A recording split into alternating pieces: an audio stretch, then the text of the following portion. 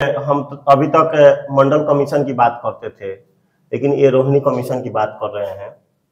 तो मैं आपसे चाहूंगा कि आप बताएं रोहिणी कमीशन क्या है, उसका क्या उद्देश्य है, रोहिणी कमीशन का गठन क्यों किया गया।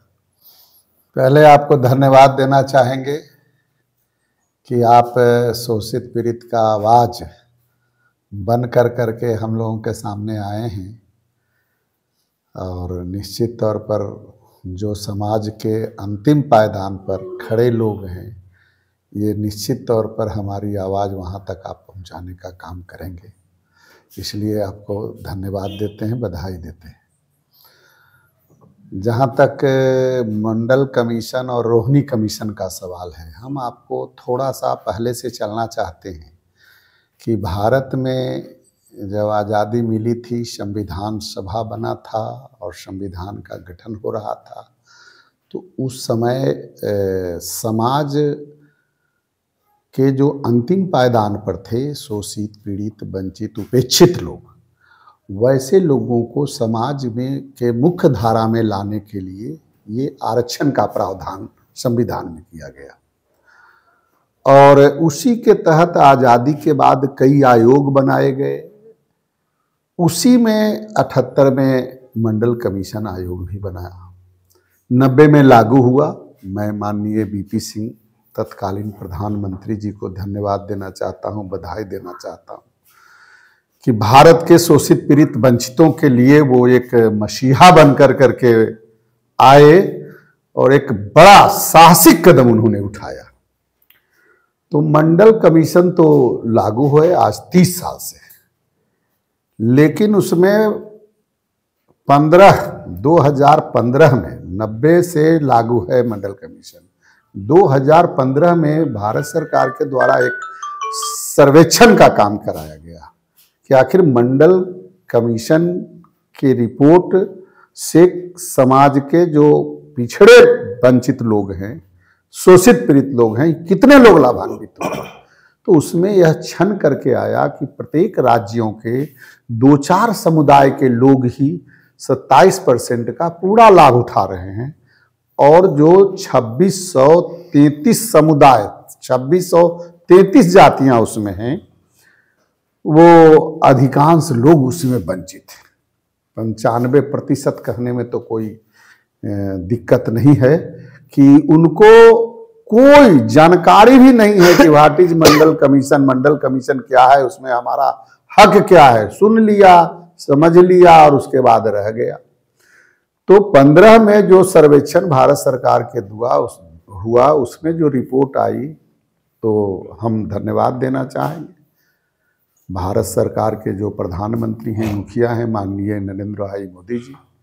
उन्होंने भी एक साहसिक कदम उठाया है और 2 अक्टूबर 2017 को गांधी जयंती के शुभ अवसर पर दिल्ली हाईकोर्ट के पूर्व चीफ जस्टिस जी रोहिणी की अध्यक्षता में एक 4 सदस्यीय टीम का गठन किया गया। और उसका लक्ष्य यह था कि जिस तरह से बिहार में कर्पूरी फॉर्मूला के नाम से प्रचलित है, कैटेगरी वाइज उसमें तय है कि किसी का हक कोई हकमारी न कर सके, लेकिन वो मंडल कमीशन में ऐसा प्रावधान नहीं किया गया। तो जी रोहिणी की अध्यक्षता में जो कमीशन बनी, उसको ये जवाबदेही दी गई कि आप भी कैटेगरी वाइज इसको श्रेणी बना कर करके और सबका हिस्सा मुकर्रर कर दीजिए, तय कर दीजिए। ये हुआ है। कदम तो उठाए प्रधानमंत्री जी, लेकिन हमारी यह शिकायत है कि 13 बार अवधि विस्तार हुआ, 13 बार एक्सटेंशन हुआ।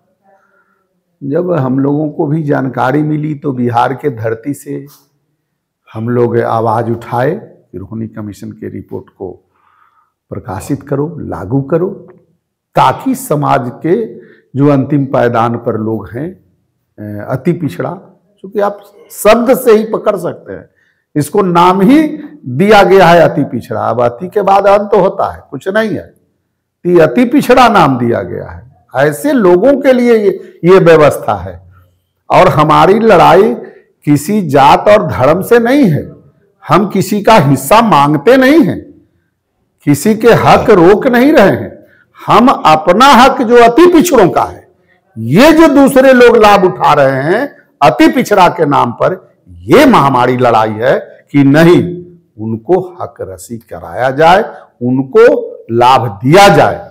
उनका रोटी छीन रहा है ना, उनके थाली में जो भोजन परोसा हुआ है उसको दूसरे लोग खा रहे हैं, और अति पिछड़ा के लोग टुकुर टुकुर मुंह ताक रहे हैं, वो पूर्ण रूपेण वंचित हैं। सरकार को तो हम ये कहेंगे कि सरकार को इसके बारे में जानकारी भी देना चाहिए कि अति पिछड़ा लोग जाने कि व्हाट इज मंडल कमीशन, क्या है रोहिणी कमीशन, हम क्यों बनाया है, आपका हक कुछ ही लोग है जो कि खा रहे हैं, कुछ ही लोग लाभ उठा रहे हैं। तो ये हम लोगों ने यह लड़ाई को शुरुआत किया, और आज हम लोग सीवान की धरती पर हैं। इसमें कई राज्यों के लोग जुड़े हैं, अब तक 15 राज्य के लोग जुड़ चुके हैं। हमारा महिला विंग 7 राज्यों में है, और ये हमारा लक्ष्य है कश्मीर से कन्याकुमारी तक के अति पिछड़ों को एक मंच पर लाने का, एक जगह इकट्ठा करने का, और सबको जागृति करने का कि भैया हमको किसी जात धर्म से लड़ाई नहीं है। हमारा जो हकमारी हो रहा है, हमको जो थाली छीना जा रहा है, हमारा जो हक दूसरे लोग खा रहे हैं, वो हमको दिया जाए।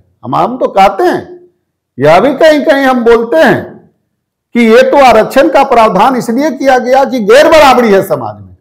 अगर समाज में बराबरी हो जाए तो आरक्षण का क्या है?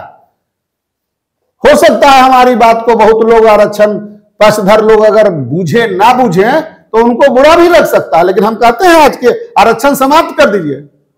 10 भाई है, अगर 10 रोटी है तो सबको 1-1 रोटी बराबर दी।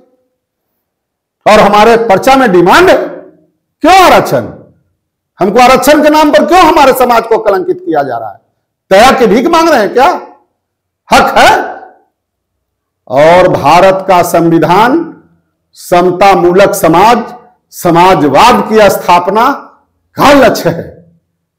तो यही होगा कि एक भाई मलाई खाए और दूसरा भाई को रोटी पर नमक नहीं जुटे। इसलिए हम आरक्षण का वकालत नहीं करते। कुछ लोग को लगता है आरक्षण के शब्द से उनको जलन होता है, घृणा होता है। नहीं, वैसा व्यवस्था नहीं है यहां।